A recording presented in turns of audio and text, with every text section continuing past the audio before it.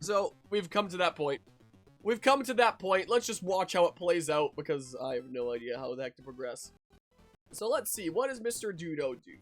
So, they trek around that way, and then they go up. And then they're back here again. And blow through that again. Have we been through this area before? Yeah, so there's card 7, so that's a new one there. And then, wait. So, they're through to here now. Maybe I couldn't have gone through that door before. Maybe that's a card 7 thing. No. No. This is a new area then, right? Yeah, so that's a new thing. So I go up some spiral staircase thingamabob. Up really high. Up really, really high. Oh, maybe I'm skipping ahead too much. Maybe I'm skipping ahead a little bit too much. I'm sorry if anyone's disappointed that this didn't end up being like a full playthrough of me playing Metal Gear 2 Solid Snake, but I got farther than I honestly expected myself to. You know, I've been playing it for close to 4 hours, so I mean, I was playing Metal Gear Snake's Revenge for like 6 hours. But, you know, at least, you know, things were distinct. This area, get through it. This area, get through it. This area, get through it. As opposed to this where it's like the whole world is available. Who knows where you need to go to get the one specific thing that you're missing. Like, apparently it was What's-Her-Face's Gustava's locker for that one thingamabob. But I don't even know if that's the correct thing. You like the paint. I don't. I really don't. Oh, yeah, so we couldn't get into that. Oh, that's just ammo. Wait, have we been in that door before? Alright, you just fight them. Let's see. The veranda was made for parachute jumps. But if you had a hang glider, I bet you could jump even farther. So they go outside. Yeah, so they're playing on Xbox, and sometimes they have some friends come online. Oh, which, by the way, credit for this to, the Innocent Sinful is who we're watching here. This is the case, so, you know, credit goes to them. It's me, your #1 fan. You can only jump from there when wind's blowing north. Neat. Are they not gonna press A? Guess not. It usually blows south, but sometimes it changes just for an instant. That's silly. That's your chance. Don't miss it. Keep up the good work. That's actually pretty silly. Well, he deals with some crap there. And then, does that. So how do you know when the wind changes direction? Oh, it shows an arrow? I guess? Is that the visual indicator? Oh, I guess that's a visual indicator. Yeah, so many fun games to play that makes sense to quit direct play before frustration sets in. I guess so. This will also give us more time in the 24-hour cherry shoot to play, like, more, some more fun games, you know? Will be the case. So, hey. It's just allotting time for more things. Because, you know, in addition to it not being super fun for me, trekking around this whole world trying to figure out what thing I'm missing to activate that boss battle, it's probably not as fun for viewing. So, by getting this through with this way, it means that we have more time available for other fun things. So yeah, that is a good point. So overall, it sounds like this is the play, then, is what it seems like. And I got a little bit of a drinking break. You just land off screen? What the heck? Heck happened? Well, the hang glider's gone forever now, I guess. Just a one-time use. Well, there's the other side of the bridge. Time to go kick Gray Fox's butt, right? Or something. Do you get into that with the box or something? No, you go through there. Okay. So what's over in here? What? Like a wheat field or something? Oh, it's another boss battle. Here they come. Who the heck is this guy? Jungle Evil. I've been waiting for you, Snake. I'm Jungle Evil, the undisputed master of the jungle ambush. Okay. Press A, my guy. I'll just... Oh, no, I won't skip 5 seconds. Let's see whether you're a real snake or not. Oh my goodness, that's a whole lot of channel points there. So how do you deal with this guy? What does he do? Oh, body armor. I guess that makes sense. He just lobs grenades? Oh. Well. How is it? Genuine question. How the heck is it that I wasn't able to beat Metal Gear 1 or Metal Gear 2, but I got all the way through to the end of Snake's Revenge? How are we living in a timeline where that's the game out of the 3 that I wound up getting all the way through to the end? Well, there's that, I guess. I had to go outside for a bit, and the cold definitely woke you up. The cold can definitely do that. When I was going outside earlier, like, after Ring Fit, it was kind of pleasant because it was above freezing. Just barely. But, you know, just 1 degree above freezing, but that meant that, you know, some things were melting a little bit, and it was kind of pleasant and stuff out. Alright, another key card. Wow. Cool, card 8. Yeah, so there's basically like a whole nother third to the game that I'm not doing here, I guess. Alright, so then they go into this little cell facility thingamabob. Oh, is that the egg that I read about? Picked up egg. Can I offer you an egg in this trying time? What the heck do you do with the egg? Wait, alright, maybe I should have skipped 5 seconds. There's another egg? There's another egg. This one blocked with the law of security. Picked up the egg. So you have 2 eggs now. But why? What did the 2 eggs achieve? Alright, skip ahead. And then, alright. It was a prison facility for 2 eggs. Those eggs committed some serious crimes and they needed to be locked away. Or no one would ever find them. Who the heck are you calling now? New phone, who is this? This is Solid Snake. Come in. From what you're telling me, I can tell it's some kind of egg. Either a reptile egg or a bird egg. What does this have to do with Metal Gear? Just an egg in this trying time, I guess. Which reminds me, when you're boiling an egg, you've got to time it just right so it doesn't burst on you. Over and out.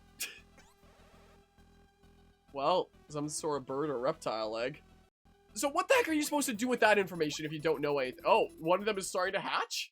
It looked like in the menu? Which I've not skipped ahead 5 seconds. Is it going to struggle to load? What's going on here? YouTube's struggling to load this video.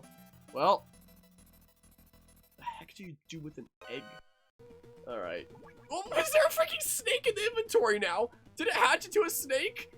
The egg hatched, and a snake is going around the inventory screen. The snake come in. That's probably a type of boa. Some turtle has a gentle disposition, but it's a snake, and snakes love to eat. It'll eat just about anything, is that gonna say?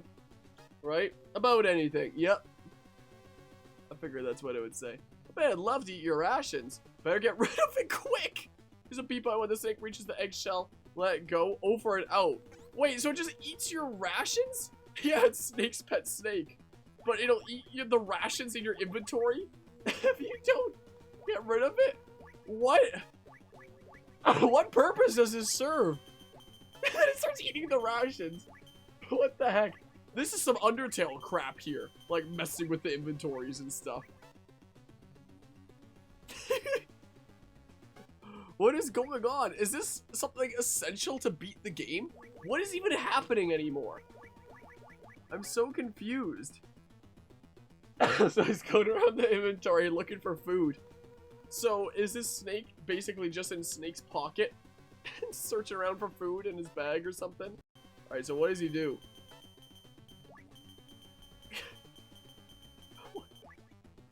What is going on? So, oh, when it's over the egg, he gets rid of it. Well, a very short-lived pet snake.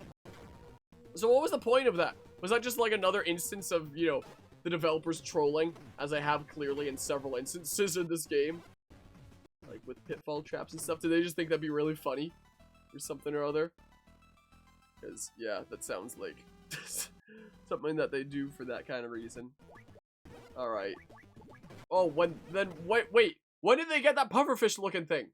Oh, is that what the other one hatched into? The other egg? Something like that? Yeah, that would have been pretty wacky. Just going through and then there's a snake in the inventory that's munching rations and stuff. But man, I don't know how to get to this point. I don't know what specific thing I missed. Unless it really is just that cassette. But, you know, I doubt that's some random cassette that sounded optional from what I was reading up would be the thing to activate the next boss battle that for whatever reason wasn't activating for me. Is it not loading? I'll just refresh the page, I guess. Is what I'll do. No, not back here! Gosh dang it! Where were we at? Where were we at in this tall tale? We were, crap. We were around here, right? They turn off the power, so all the laser fences get turned off too. Alright, we skipped ahead a little bit, but it's fine. Let's see here. Another thing where Bob's... I hear owls at night. It's so scary, I can't sleep. Owls are awesome. Keep the animals in a room northwest of here. But yeah, need the Game Boy Advance cartridge. I mean, apparently the cartridge in question is an MSX cartridge, but the one video that I looked up that showed how to get the cartridge had the green card, which means that, you know, he would have had to have, you know, beaten that boss already. Would have been the case. Well, alright, so I guess this is where people live and stuff. Is this like the Zanzibar land proper in that a case? Is that what's going on here? Metal Gear 2 Solid Snake. So, wait. Solid Snake, come in. That's a Zanzibar wood owl! As I'm sure you know, owls are nocturnal hunters. There are about 120 species found throughout the world. That's gonna say world, right? World? World! The Zanzibar wood owl is about 20 centimeters long and is found primarily in Central Asia. It lays white eggs every 2 to 7 days. Incubation is carried about. This person cannot make up their mind about when they press the A button. It always hoots right after sunset, people in Zanzibar land. In fact, they rely on the owls so much that if one of them hoots during the day, people will think it's out. Well, so you get an owl to hoot and they'll think that it's nighttime or something. So wait, is that the other one that's in the inventory? That hatch? Is this an owl? Egg. It's an owl then. I guess I can see it now. So like the wings on the side and stuff. The thing that I'm now seeing is the beak. I saw as like an open mouth that was going, ah, you know. But yeah, sometimes you look at old games and see how they got so popular, not this one. I mean, the early Metal Gear games, you know, Metal Gear 1 came out in 1987, and then Metal Gear 2 here came out in 1990. Metal Gear was basically the series that, you know, popularized the stealth genre, was the thing. So, you know, it was very influential for its time, and, you know, basically got people to be like, huh, that's a type of video game we can make, you know? You could argue that Metal Gear was the first, you know, standout stealth video game.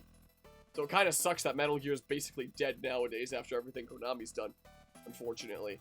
But yeah, oh, he turns off the laser then, I guess. So yeah, all kinds of old school firsts in the gaming industry. I don't know if Metal Gear was like the actual first stealth video game like at all, but it's definitely the series that popularized it. And when people think, you know, first stealth games, they'll think Metal Gear is the case. That's its little special place in gaming history, is the case. But yeah, you can thank Konami and their pachinko machines. Yeah, that. Essentially. Are you under the deck? Yep. What do you get? Okay, just more supplies. Nothing super important there. Yeah, all these thingamabobs. Yeah. I mean, some of the memes that I have on my computer for going live with Metal Gear, I have, you know, a whole bunch of memes prepared, you know, for the future as we continue to go through the Metal Gear series, and one of them is rather fitting for that, actually, if I can find it. Yeah, this right here. You know, that's the way it be. That's the way it be. You know, alright, I gotta click on the video again so I can do the skip 5 seconds there. Not playing survival, right? You mean survive? I mean, I'll go through things in order. If I ever did, it would be at the very end, but, like, I doubt it. We were talking about it when we were playing Snake's Revenge last weekend. And I think it was Lancer who was like, just do it just to piss off all the Metal Gear fans. I looked at a trailer of it after I finished streaming Snake's Revenge. I actually looked up, like, trailers and reviews of Survive. And it's like, that's a game that exists, I guess. It seemed very out there. And when I was looking into videos that talked about, you know, people's views on Survive, I found out that there's apparently, like, a secret code in Metal Gear Survive that the developers hid that basically says, screw Konami. Interestingly enough. So there's that.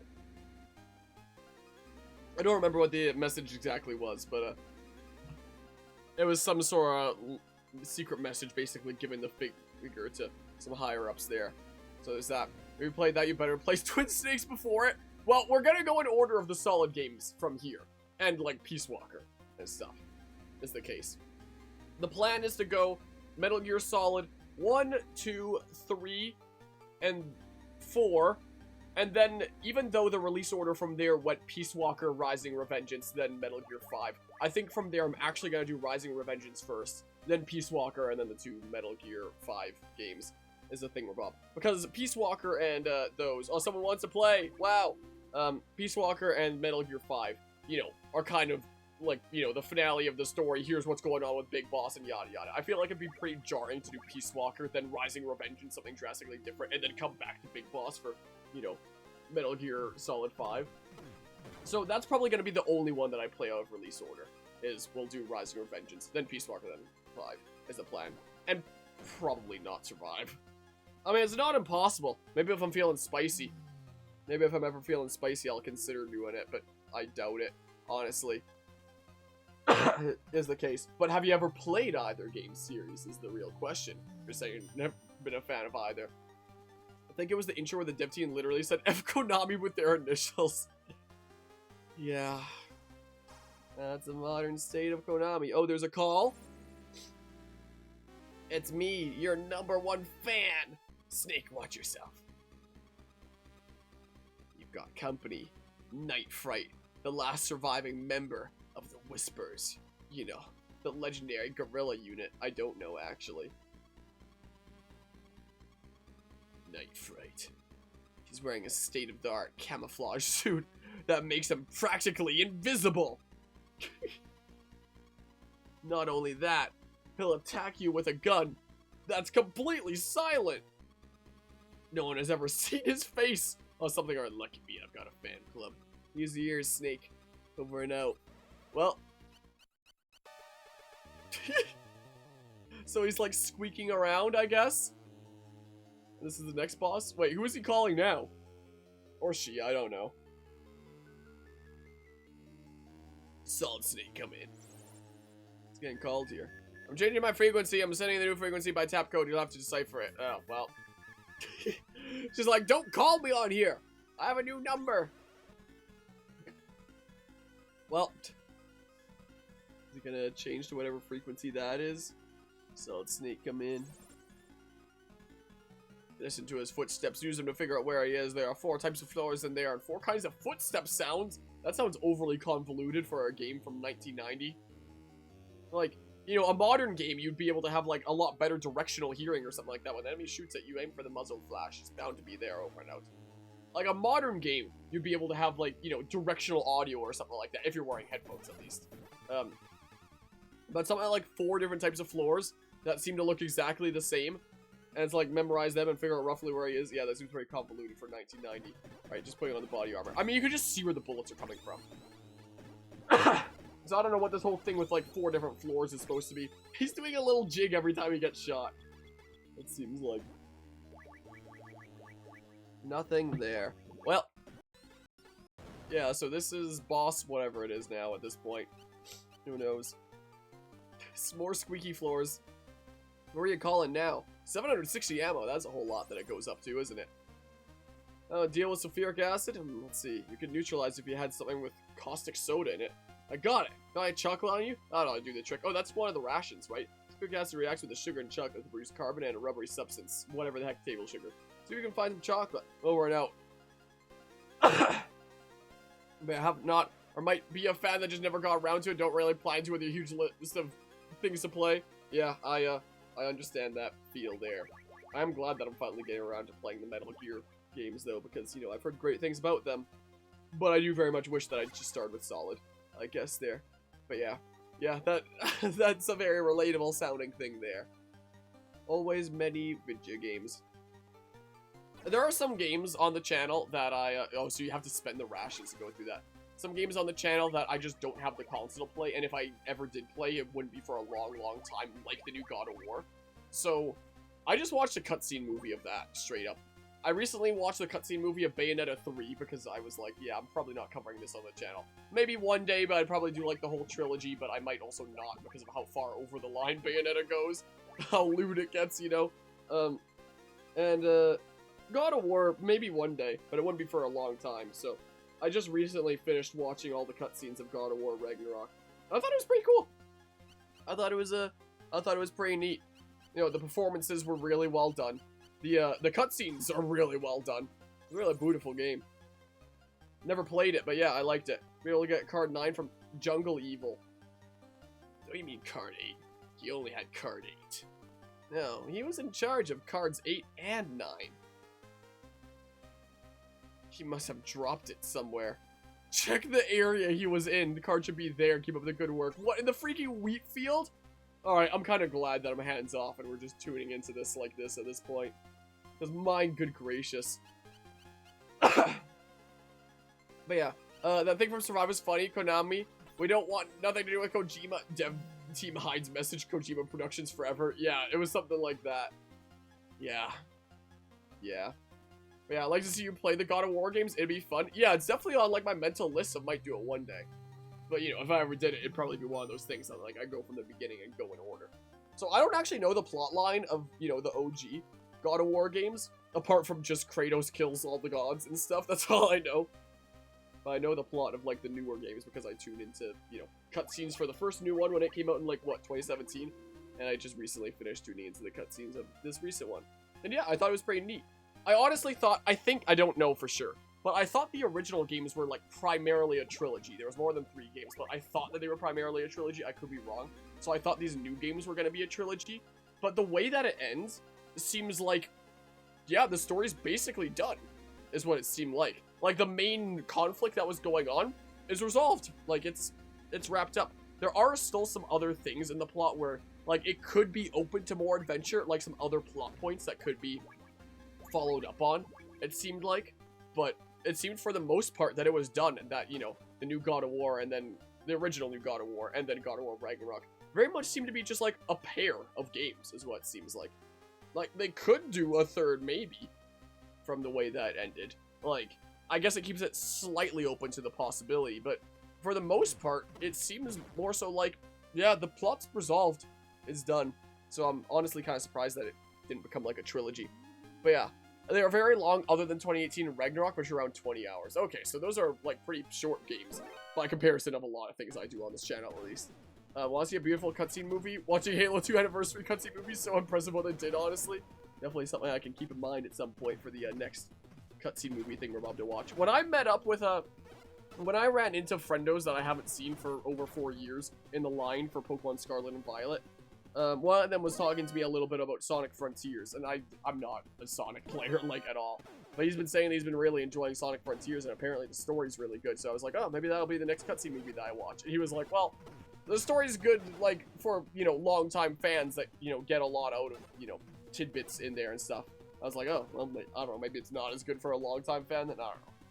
Maybe I'll check it out at some point out of curiosity. Is the case. I've seen some streamer friendos of mine streaming it from time to time, but I don't really know a whole lot about it. But yeah, I've never really been much of a Sonic gamer myself, though. I played, like, the first little smidge of Unleashed as, like, my only Sonic game, and I was like, wow, this sucks. I never played a Sonic game again. There is that. Alright, what's next? So, do you just aimlessly wander until you find card 9? That's so dumb. That's actually so silly. Did he find it? Or did he just leave? Would it be a different area then? Or is he restocking on things? So it's when you reload the area that things respawn, I guess, is the case. That's how it works in this game. So, what's the plan from here? What's the strat? Do you have card 9 now? Wait, you opened the inventory, I think, right? I thought he opened the inventory. I want to see if he had card 9, and I just didn't notice him picking it up. Something or other.